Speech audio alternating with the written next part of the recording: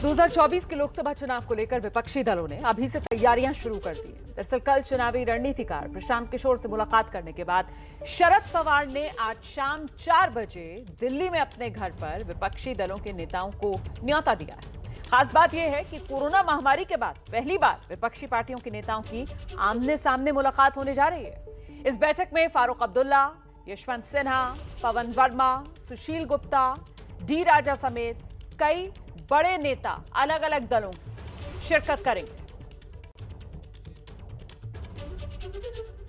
और इस बैठक में समाजवादी पार्टी के प्रवक्ता घनश्याम तिवारी भी शामिल हो रहे हैं। आइए जानते हैं उनका इस बैठक के बारे में क्या कहना है। आज की मीटिंग भी देश के लिए और देश के लोगों को ये बताने के लिए ज़रूरी है कि अगर सरकार के पास विजन नहीं है तो उससे देश का विजन ख़त्म नहीं हो जाता। इस मीटिंग का एकमात्र मकसद है कि देश में एक समन्वय हो कि देश को आगे ले जाने का सही एजेंडा क्या है, किस तरीके से देश में रोजगार की व्यवस्था सुदृढ़ होगी, अर्थव्यवस्था सुदृढ़ होगी। जो किसानों का आंदोलन हो रहा है उस किसानों के आंदोलन में किसानों की बात कैसे सामने आएगी, देश महामारी से कैसे लड़ेगा और उसमें जितने लोग शामिल हो सकें, चाहे वो राजनीतिक दल के नेता हों, चाहे वो स्वतंत्र सोच रखने वाले मजबूत थॉट लीडर्स हों, सबके बीच में एक समन्वय हो। अभी तो आज तक मुझे ये समझ में नहीं आया कि लाइक माइंडेड होता क्या है। मतलब ये इन लोगों की जो लाइक माइंडेड लोगों की कहानी शुरू होती है तो वो कहानी शुरू होने से पहले ही अभी तक तो हमने ख़त्म होती हुई देखी। अजीब दास्तां है, ये कहाँ शुरू कहाँ ख़त्म। Let's wait. हमने कहा लेट्स वेट। कितनी जल्दी जो है वो लाइक माइंडेड लोगों का क्या लाइक माइंडेड हशर होता है वो देख लीजिएगा। तो बीजेपी की तरफ से बड़ी सधी हुई सी प्रतिक्रिया सामने निकल कर आ रही है। सीधे आपको लिए चलते हैं, मेरे साथ मेरे सहयोगी जैनेंद्र इस वक्त मौजूद हैं और जरा जानते हैं जैनेंद्र से कि शरद पवार के घर पर यह बैठक जिसमें विपक्षी नेताओं का जमावड़ा, लेकिन कांग्रेस गायब है और ये महत्वपूर्ण है।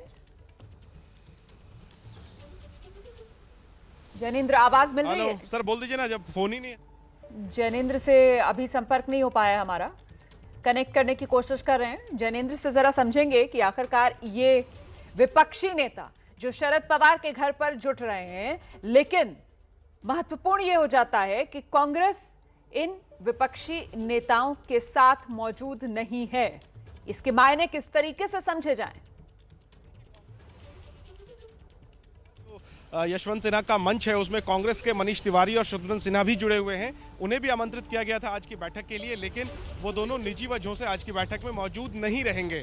जाहिर सी बात है, पीके की मुलाकात और इसके बाद आज की बैठक को हम लोग जोड़कर देख रहे हैं, लेकिन एनसीपी का कहना है कि दोनों में कोई आपस में तालमेल नहीं है और इसका जो है वो 2024 के मिशन से कोई लेना देना नहीं है।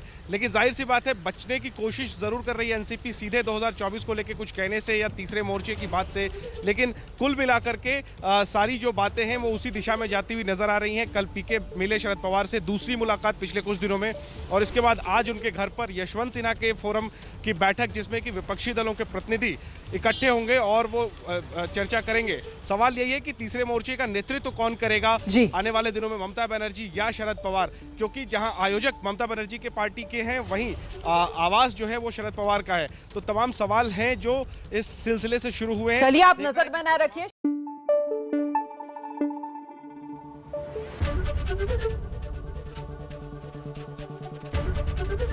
एबीपी न्यूज आपको रखे आगे।